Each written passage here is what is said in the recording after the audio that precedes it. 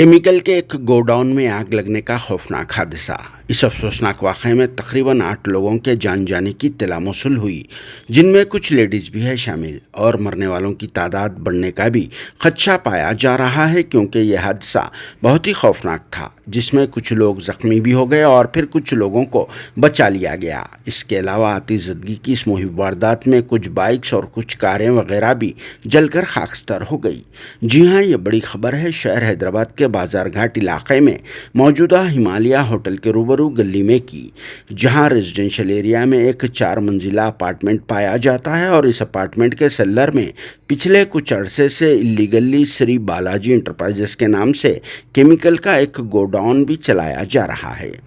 जिसमें 13 नवंबर पीर की अलग सुबह अचानक आग लग गई और फिर कुछ ही देर में ये आग फैलकर सारे गोडाउन को अपनी लपेट में ले लिया। और इस गोडाउन में चारों तरफ आग ही आग नज़र आ रही थी, क्योंकि इस केमिकल के गोडाउन में डीजल से भरे हुए कुछ ड्रम्स भी रखे हुए थे, जिसकी वजह से आग में मज़ीद शिद्दत पैदा हो गई। और फिर ये अफसोसनाक वाक़या पेश आ गया, क्योंकि आतिशज़दगी के बाद डीजल से भरे हुए ये ड्रम्स आग की नज़र होकर फट पड़े, और फिर इन ड्रम्स के फटने से ज़ोरदार धमाकों की आवाज़ भी सुनाई दी गई, जिसकी वजह से मुकामी लोगों में कुछ देर के लिए हल्की सी सनसनी भी फैल गई थी, और इलाके में खौफ व दहशत का माहौल भी तारी हो गया था। और फिर इस हादसे के फौरी बाद सैकड़ों लोग यहाँ जमा हो गए, जिनमें अफरा तफरी का माहौल भी पैदा हो गया, और फिर राहतकारी का काम भी शुरू कर दिया गया।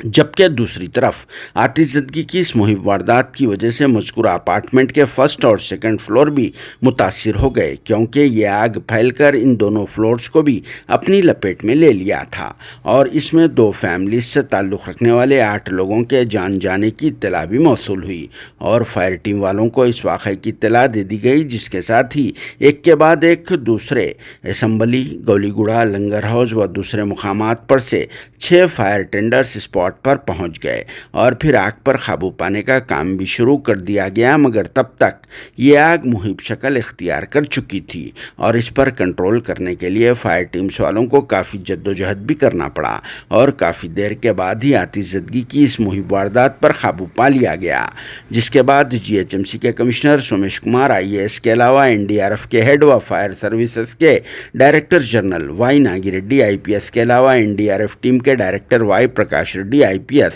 और फिर नामपल्ली पुलिस स्टेशन के अमले ने स्पॉट पहुंचकर यहां का तफसीली मुआयना किया, और पुलिस नामपल्ली ने इस सिलसिले में एक केस बुक करके तहकीकात का भी आगाज़ कर दिया है। मगर अब तक भी आग लगने की असल वजूहात का इल्म न हो सका, जिसके ताल्लुक़ से मुख्तलिफ बातें बताई जा रही है। फिर भी पुलिस और फायर टीम्स के अहदेदार इस वाक़े की तहकीकात कर रहे हैं।